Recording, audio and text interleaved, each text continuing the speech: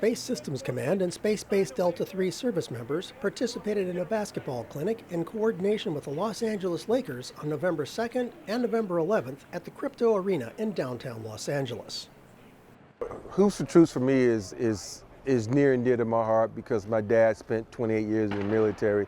And anytime I get a chance to do events like this, to just say thank you for what troops do for, the world. The sacrifice that they have to endure, the sacrifice that their families have to endure. Sometimes I get choked up thinking about it because I know how it is to go out and put your life on the line for the country, by having my father serve in Vietnam. And when I get the opportunity to do stuff like this, it's just a minuscule, small way of saying thank you for the sacrifice. And Pechanga and the Lakers have always invited me to this event, so it's always fun to come out and get on the court with these men and women.